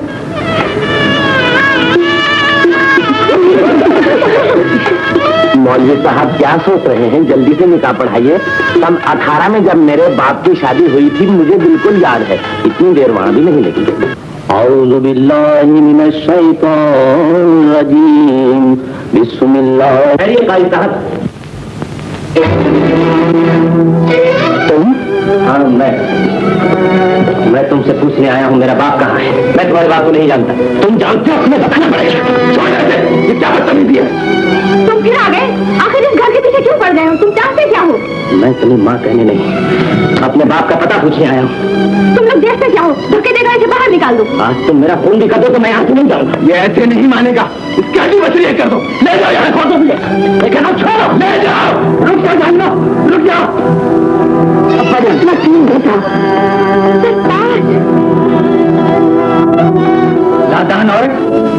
ही घर में अपने बेटे के पिटने का तमाशा देख रही हो? इसे पहचानने की कोशिश करो अतिया, ये तुम्हारा ही खून है। माँ, बेटा, मेरा नदिया, तो ये कौन है? चोरों की तरह कहाँ भाग रहे हो? अब भी कह दो कि ये तुम्हारी माँ का घर है और ये तुम्हारे बाप है। इसे कुछ कहने से पहले सोच लो कि इसका बाप अभी जिंदा है। रमेश, तुम जिंदा हो तो क्या तुम्हारी खुदकुशी एक ढोंग थी? ज्यादा बातों का वक्त नहीं है दिया। मेरा बेटा मेरे हवाले कर दो। ये अब इतनी आसानी से यहाँ से नहीं जा सकता। तो फिर अपनी जिंदगी की खैर मनाओ।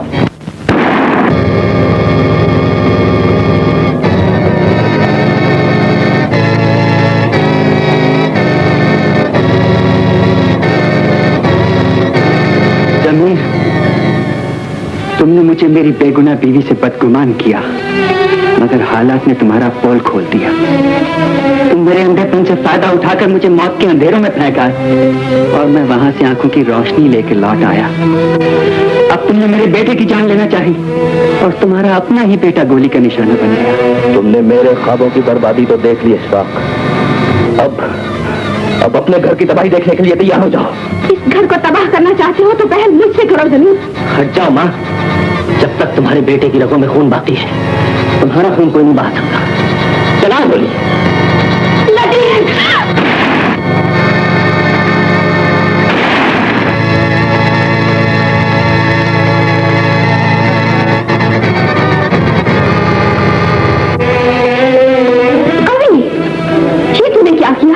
अगर मैं ये न करता माँ तो दुनिया यही समझती कि बेटा सिर्फ वही होता जिसे माँ की कोख जन्म देती और जिसे माँ जबान से बेटा कहते वो बेटा बेटा नहीं होता।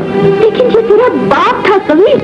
ये मेरा बाप था जिसने बाप जैसे मुकद्दस रिश्ते के मुंह पर अपने ही बेटे का खून मल दिया। ये बाप था जिसने तुम्हारी दौलत पे नाजायज कब्जा करने के लिए मुझे तुम्हारा बेटा बनाकर इस घर में भेजा। बाप न कहो, ये दौलत की अंधी अविज का बदतरीन अंजाम है। अगर बाप ऐसे ही होते तो मैं यतीमी को इस दुनिया की सबसे बड़ी नेमत समझता हूँ।